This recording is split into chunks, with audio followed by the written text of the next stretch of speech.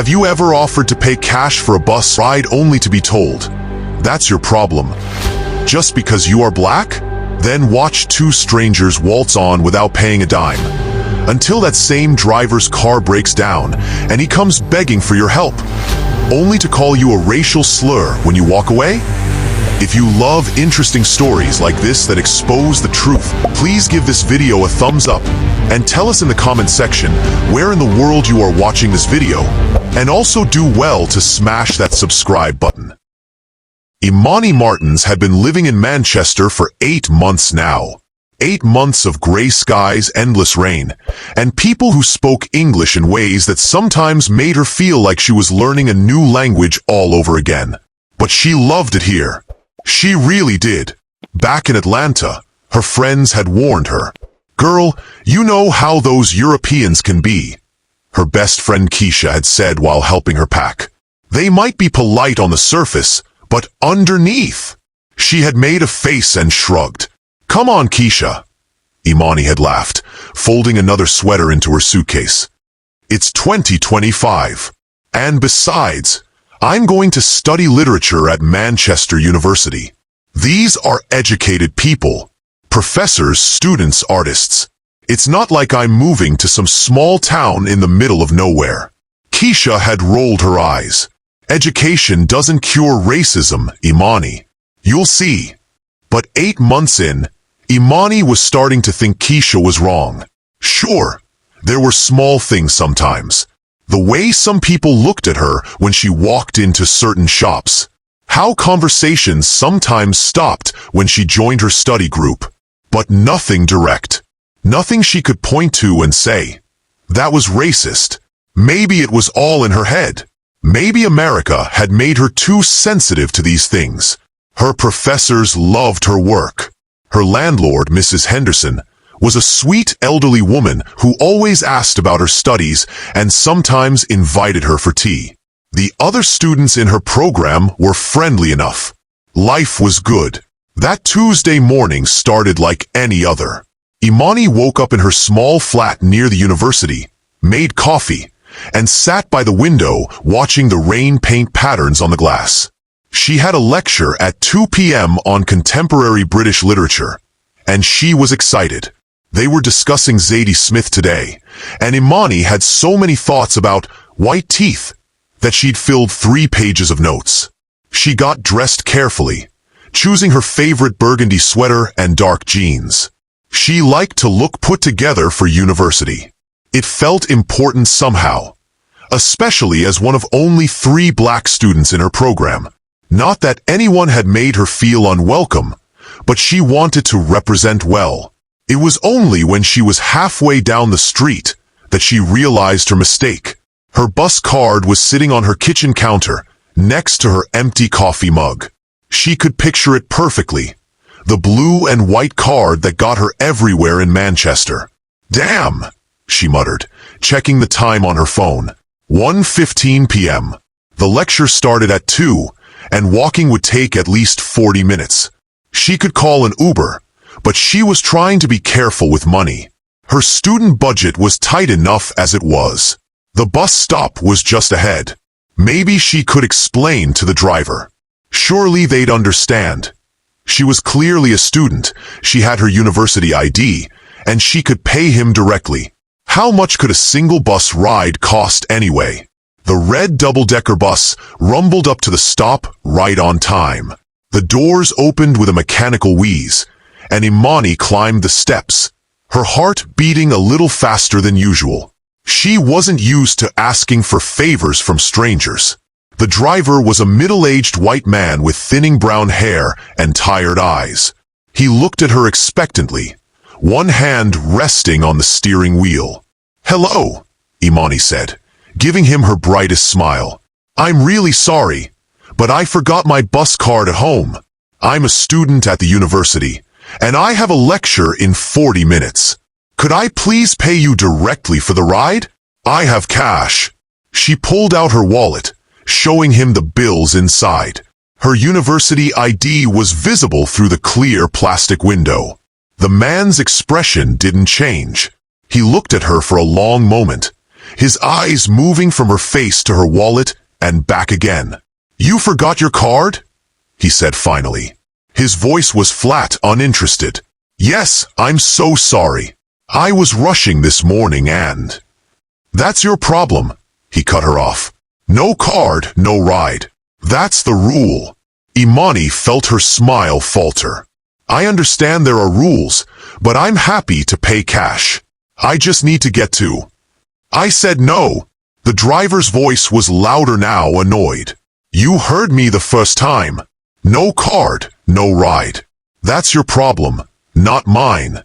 Imani took a step back, surprised by his tone. But she nodded. Rules were rules, she supposed. Maybe she was being too American about this, too used to customer service with a smile. "Okay," she said quietly. "I understand. Sorry for bothering you." She turned to step off the bus, already calculating how long it would take to walk back to her flat and get the card. She'd definitely be late now, but maybe she could slip into the back of the lecture hall without causing too much disruption. But as she moved toward the door, two people pushed past her to get on the bus. A young white couple, probably around her age. The girl was blonde and petite, wearing an expensive-looking coat. The guy was tall and lanky, with that effortlessly messy hair that somehow looked perfectly styled. The girl reached the driver first. Instead of pulling out a card or money, she simply tapped on the glass partition with her knuckles. Tap, tap, tap, like she was knocking on a friend's door. The driver looked up at her and smiled. Actually smiled. Imani hadn't seen him smile once during their entire interaction. "All right, Sarah?" he said warmly. The girl grinned back. "Hi, Dave. Running late today. You know how it is." "Go on then," he said, waving her through. "Don't let the boss catch you without your card, though." She laughed and walked toward the seats. The guy was right behind her, and he didn't even acknowledge the driver. Just gave a casual wave as he passed, like he was waving to a neighbor across the street. "Cheers, mate," he called over his shoulder. The driver waved back and started to close the doors. Imani stood frozen on the steps, one hand gripping the rail. She couldn't believe what she'd just witnessed. These two white people, had just boarded the bus without paying a single penny. No cards, no cash, no explanation. Just a friendly tap and a wave. And the driver had let them on with a smile. Her mind was reeling. She had been polite. She had offered to pay cash. She had explained her situation respectfully. And she had been told, in no uncertain terms, that her problem was her problem. But these two could just walk on like they owned the place. The doors were closing. In a few seconds, the bus would pull away, and she'd be left standing at the stop while the two people who hadn't paid anything rode comfortably to their destination. "Excuse me," she said, louder than she intended. The driver looked at her through the closing doors, his friendly expression already fading back to the cold stare he'd given her before. "I said no," he said. "Move away from the bus."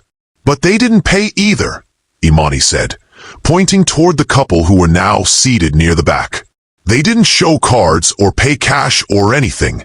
How is that different from—" "Move away from the bus," the driver repeated, his voice harder now. "Or I'll call the police." The threat hung in the air between them. Imani felt something cold settle in her stomach. This wasn't about forgotten cards or bus company policies. This was about something else entirely. She stepped back onto the sidewalk, and the doors closed with a final decisive thunk. Through the window, she could see the driver watching her. Their eyes met for a moment, and she saw something in his expression that made her skin crawl. Not anger, exactly. Something colder. Something that said he knew exactly what he'd done, and he didn't care. The bus pulled away, leaving her standing alone at the stop. Imani stood there for a long moment, rain beginning to fall again. She felt shaky, like she'd just been in an accident. Her hands were trembling as she pulled out her phone to check the time. 1:25 p.m. She'd definitely missed the lecture now. But missing the lecture wasn't what bothered her. It was the realization that was settling over her like a heavy blanket. Keisha had been right. All those months of thinking she'd escaped it. That things were different here. That education and politeness meant equality. It had all been an illusion. She started walking home, her mind racing. Should she report this? To who? What would she even say? A bus driver let white people on without paying, but wouldn't let me pay cash? It sounded almost ridiculous when she thought about it like that. But she knew what she'd seen. She knew what she'd felt. The walk back to her flat felt endless. Every step was heavy with disappointment and anger, and something else she couldn't quite name. Embarrassment, maybe. That she'd been so naive. That she'd believed things were different. She was so lost in thought that she almost didn't notice where she was walking. It was only when she saw the familiar red bus parked on the street that she looked up. She was near the bus depot, where the drivers took their breaks and switched shifts. The same bus, the same driver. He was getting out of the driver's seat, probably finished with his shift. His movements were casual, unhurried, like it was just another ordinary day. Imani slowed her pace, watching from a distance. The driver walked to a small white car parked nearby. He fumbled with his keys for a moment, then got in. She was about to keep walking when she heard the engine turn over. And then nothing. The car made a clicking sound, but it didn't start. The driver tried again. Click, click, click. Nothing. Imani found herself stopping completely, watching this unfold. After a few more failed attempts, the driver got out of his car and popped the hood. He stood there for a moment, staring at the engine like it might suddenly fix itself. Then he looked around the street, and his eyes landed on her. For a second, neither of them moved. Imani could see the exact moment when he realized who she was. His face changed, became more nervous. But then, to her complete amazement, he started walking toward her. "Excuse me," he called out. "Excuse me, love." Love. He was calling her love now. The same man who had threatened to call the police on her 20 minutes ago was now approaching her with a friendly smile, like they were old friends. "Hello," he said when he reached her. "I'm having a bit of car trouble. Don't suppose you could help me out?" Imani stared at him. "Help you out?" "Yeah, just need someone to spot me while I reverse. There's a blind spot, and I don't want to hit anything, you know? Just need you to wave when I should stop." She couldn't believe what she was hearing. This man who had humiliated her, who had treated her like she was lying about something as simple as a forgotten bus card, who had watched white people break the same rule he'd used to exclude her, was now asking for her help. "Do you recognize me?" she asked quietly. He looked at her more carefully, his head tilted slightly. "Should I? I was on your bus about 20 minutes ago." Something flickered in his eyes. Not quite recognition, but awareness that this conversation was heading somewhere uncomfortable. "I asked if I could pay cash because I forgot my bus card," Imani continued. "You told me it was my problem. Remember?" Now he remembered. She could see it in the way his face changed, the way he took a small step back. "Oh," he said. "Right. Yeah, well, you know how it is. Rules and all that." "Rules," Imani repeated. "Right after I got off, a white couple got on. They didn't pay anything. No cards, no cash. You let them on anyway." The driver's mouth opened and closed like a fish. "I don't. That's different." "That's different how?" He looked around the street like he was hoping someone would come rescue him from this conversation.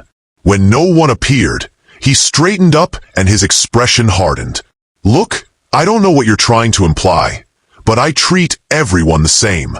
Now, are you going to help me with my car or not?" The audacity was breathtaking. Imani felt anger rising in her chest, hot and fierce. Here was this man, caught red-handed in his double standard, and he was still trying to gaslight her. Still trying to make her feel like she was the problem. "No," she said simply. "I'm not going to help you." She turned and started walking away.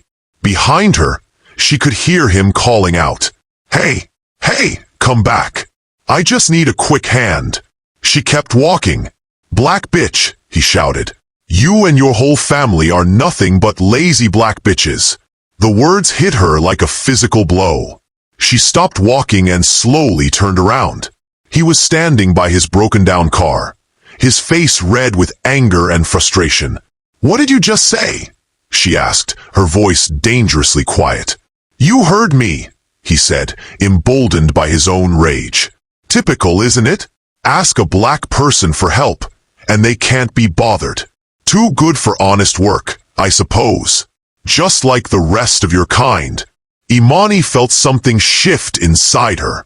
The part of her that had been trying to be polite, to give him the benefit of the doubt, to find some reasonable explanation for what had happened. That part died completely. "My kind," she repeated. "You mean students? Americans? Women? Which kind exactly?" "Don't play stupid," he snarled. "You know exactly what I mean." "Say it," she challenged. "Go ahead. Say exactly what you mean." But he couldn't.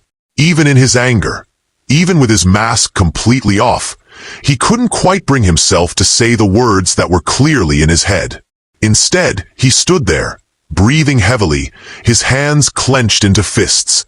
Imani pulled out her phone. "What are you doing?" he asked nervously. "Taking your picture," she said, raising the phone, "and getting your license plate number. And then I'm calling your bus company, and the police, and anyone else who might be interested in how you treat people." "You can't do that," he protested. "That's harassment." "Harassment?" Imani almost laughed. "You just called me and my family racial slurs because I wouldn't help you fix your car. The same car you needed to get home from your job, where you discriminate against black passengers. And I'm harassing you." She took the picture. The flash went off, bright in the gray afternoon light.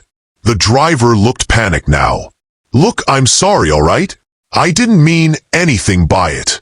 I was just frustrated about the car and you showed me exactly who you are," Imani finished.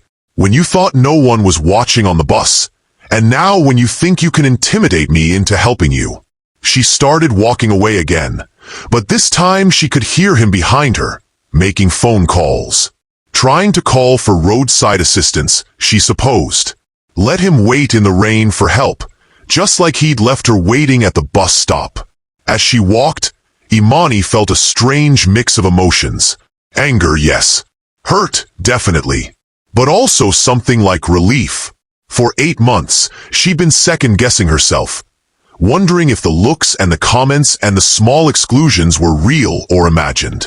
Now she knew. They were real. Keisha had been right. But there was something else too. Something that felt almost like satisfaction. Not because the driver's car had broken down.